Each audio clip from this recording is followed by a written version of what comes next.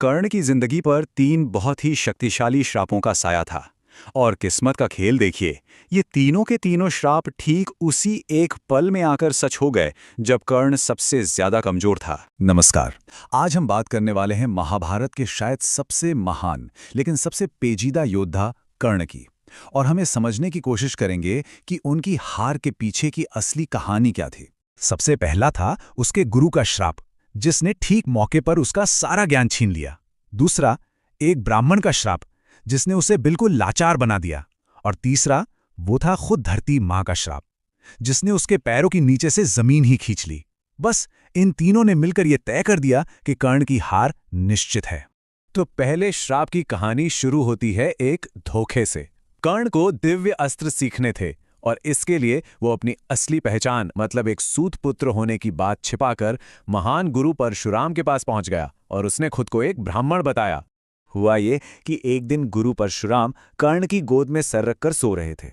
तभी एक जहरीले कीड़े ने कर्ण की जांघ पर काट लिया। दर्द इतना ज्यादा था कि कोई भी चिल्ला उठता, लेकिन कर्ण टस से मस नहीं हुआ। क्यों? ताकि उसके गुरु की नींद ना टूटे। पर उसकी यही हिम्मत, यही दर्द सहने की ताकत जो एक क्षत्रिय की निशानी होती है, उसी ने उसके झूठ की पोल खोल दी। और बस परशुराम गुस्से में आ गए और उन्होंने श्राप दे दिया। उन्होंने कहा, जो ज्ञान तुमने मुझसे धोखे से सीखा है उसे तुम ठीक उस वक्त भूल जाओगे जब तुम्हें उसकी सबसे ज्यादा जरूरत होगी। अब बात करते हैं दूसरे श्राप की। ये श्राप उसे तब मिला जब वो अपने अस्त्रों का अभ्यास कर रहा था और गलती से उसका एक बाण एक ब्राह्मण की गाय को जा लगा और वो मर गई।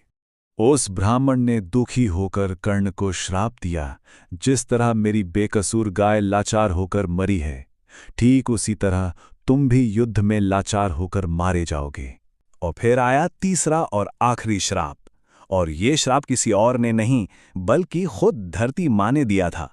हुआ ये था कि कर्ण एक छोटी बच्ची की मदद कर रहा था जिसका घी जमीन पर गिर गया था। घी वापस देने के लिए उसने अपनी शक्ति से धरती को निचोड़ दिया, जिससे धरती को बहुत पीड़ा हुई। तब धरती माँ ने कहा, जब तुम्हें मेरी सबसे ज्यादा जरूरत होगी मैं तुम्हारा साथ छोड़ दूंगी। और उन्होंने अपना वचन निभाया भी। कुरुक्षेत्र में ठीक उस पल जब कर्ण को अपने पैरों के नीचे एक मजबूत जमीन चाहिए थी, उसी जमीन ने उसे दगा दे दिया और उसके रथ के पहिए को अपने अंदर समा लिया। अब हम कहानी को थोड़ा मोड़ते हैं और भाग्य से हटकर कर्ण के अपने फैसलों पर नजर डालते हैं।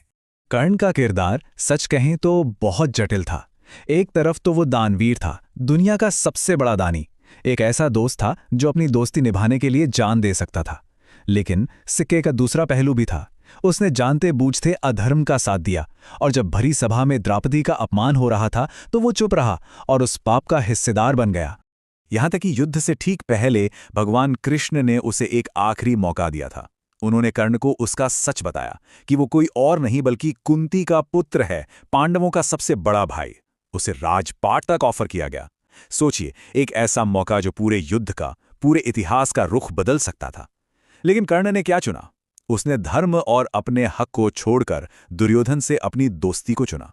और अब हम वापस आते हैं कुरुक्षेत्र के मैदान के उसी आखिरी पल में। कर्ण बिना किसी हथियार के है, तीनों श्राप एक साथ उस पर असर कर रहे हैं और वो बेचैनी में, हताशा में अपने रथ का पहिया निकालने की कोशिश कर रहा है। और अपनी जिंदगी के सबसे लाचार पल में कर्ण अर्जुन से धर्म की बात करता है।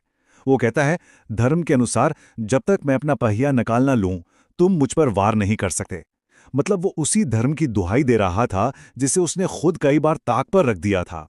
और यहीं पर कृष्ण का वो जवाब आता है जो सब कुछ साफ कर देता है। वो कहते हैं, कर्ण, जब द्रौपदी का अपमान हो रहा था तब तुम्हारा धर्म कहाँ था? इस एक सवाल से कृष्ण ने सिर्फ कर्ण को नहीं बल्कि हम सबको याद दिलाया कि हमारे आज के अधिकार हमारे कल के कर्मों से तय होते हैं। कर्ण के अपने ही फैसलों ने उससे आज धर्म की आड़ लेने का हक छीन लिया था।